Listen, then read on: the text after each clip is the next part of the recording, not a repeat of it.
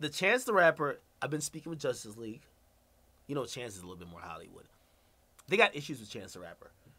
A lot of people are noticing a pattern with Chance the Rapper. I have noticed a pattern with Chance the Rapper. I like Chance the Rapper, though. I keep using this one term when I'm talking about Chance the Rapper. Don't look a gift horse in his mouth. Right? The reason I keep using that term, because Chance keeps being in positions that if we are to believe him that he's independent and he's really the underdog, because that's the card he's playing, and I love underdogs, right? Like, pause. I don't know if I have to say pause. But I like people who are fighting the man. I think that's the reason why y'all fuck with me. Like, I'm fighting the establishment. They don't want me to stream on Twitch. They don't want me to, like, hey, could you not tell your followers the fuck shit we're doing? And I'm like, shut the fuck up. I'm going to tell them. Like, I'm fighting the establishment. A bunch of other, like, how we have moved and came up is not the popular way.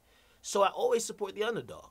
I love the person who's going against the establishment. So when Chance gives me an album and he tells me, yo, the labels, they don't want me to win. He did a great interview, which, by the way, with one of the guys at Complex, and salute to Noah. He was like, yo, the labels, they block my songs because I don't sign to them or I'm not with them. They don't want me on certain shows. They try to play me. And when I heard that, like, I'm infuriated. I'm like, yo, this is the big company picking on the little guy. This is fucked up. Fuck these labels. I ride with the underdog. I always ride with the underdog. And when the independent thing came out, people like, yo, him and Apple Music, blah, blah. I'm like, no. I believe Chance. He's honorable guy, God-fearing man. He's not going to lie to us like that. He's always been true to us. He's for the people. By the way, the day you see me not be for y'all and I start switching up, please treat me like one of them niggas.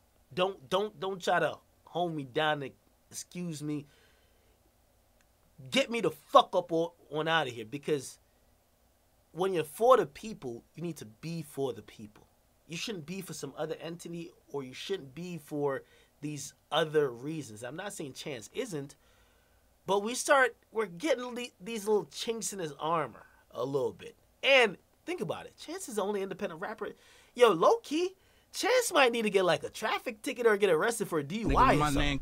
You know why? He seems too clean. He seems too clean. And when I hear Cloudboy Ray, when I hear Cloudboy Ray say a plant, like an industry plant. Now, if you don't know what industry plant is like, allegedly somewhat of a person that the industry is pushing because they have, of course, mutual interest with that person, usually a lot of financial interest. They act like they're independent, but they're pushing an agenda, and they're kind of just bringing people along on this quote unquote I'm independent wave, while the industry has put them in the position they are.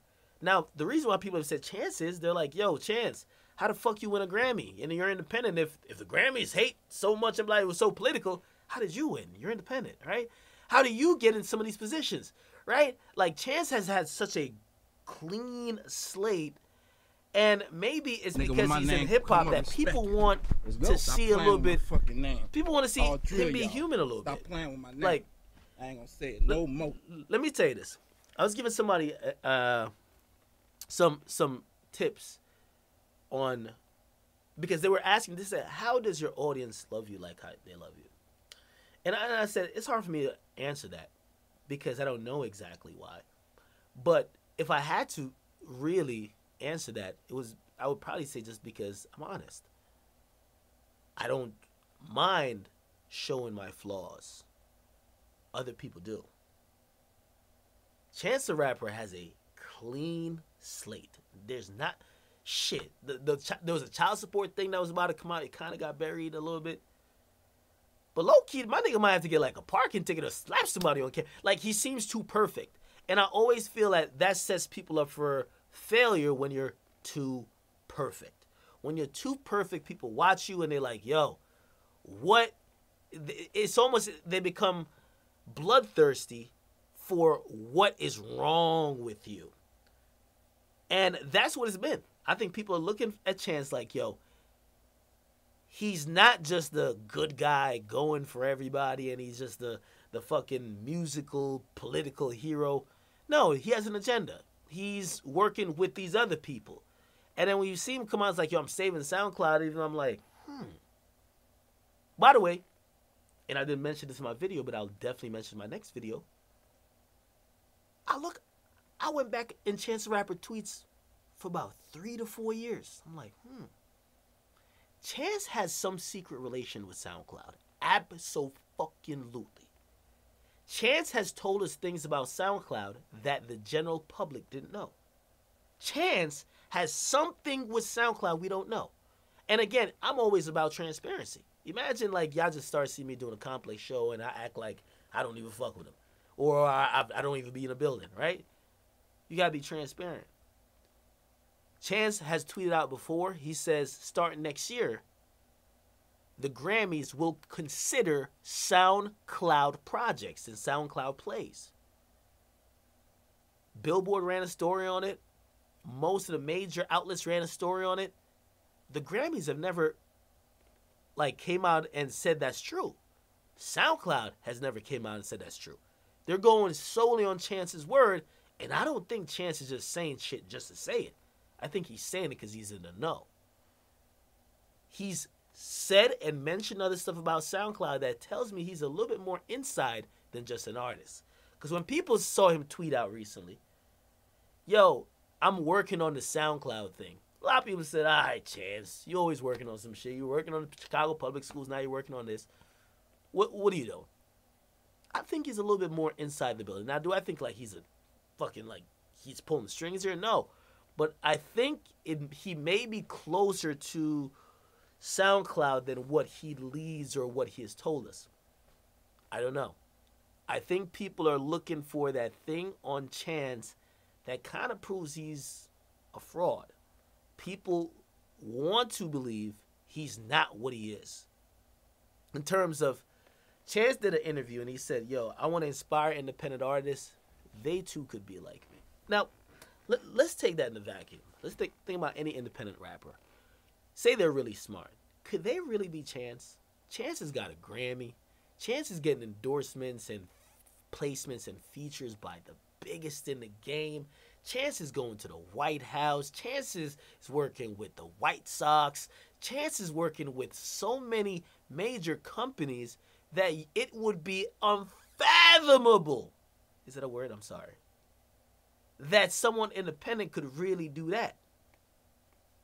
I don't know.